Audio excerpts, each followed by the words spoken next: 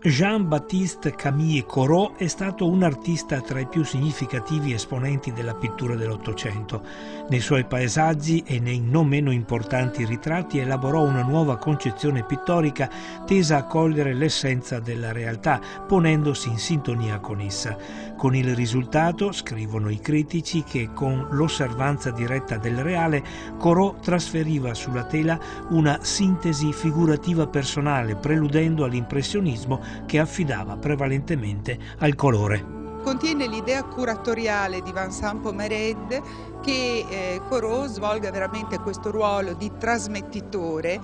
tra la grande tradizione del paesaggio che è nata dai Carracci ed è proseguita con Poussin, con un importante artista francese che è stato a lungo in Italia, e trasmetta tutti questi valori alle generazioni venute dopo di lui, che lo hanno molto amato e chiamato Père Corot. Con la mostra di opere del pittore paesaggista parigino inizia la collaborazione tra il Comune di Verona e il Museo del Louvre. L'evento fa parte dell'accordo pluriennale tra l'amministrazione scaligera e il famoso museo francese, che prevede la coproduzione di almeno 2 grandi esposizioni e la promozione di iniziative aventi l'obiettivo di estendere l'interesse verso i musei e incrementare la frequentazione delle risorse culturali veronesi da parte dei giovani. La mostra della Gran Guardia Corot e l'arte moderna, souvenir ed impression, curata da Vincent Pommered, conservatore capo del Dipartimento di Pittura del Louvre, e dalla direttrice del Museo di Castelvecchio,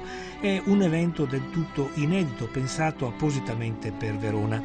L'esposizione, dedicata al pittore francese, ritenuto l'ultimo dei classici e il primo dei moderni, comprende 100 opere dipinte in un arco di 2 secoli, da Poussin a Picasso, di cui più di 30 di Corot, distribuite fra la scuola francese e gli artisti a cui si è ispirato o che lo hanno influenzato. Ovviamente ci sono 400 anni di storia dell'arte racchiusi in 98 quadri che sono qui esposti.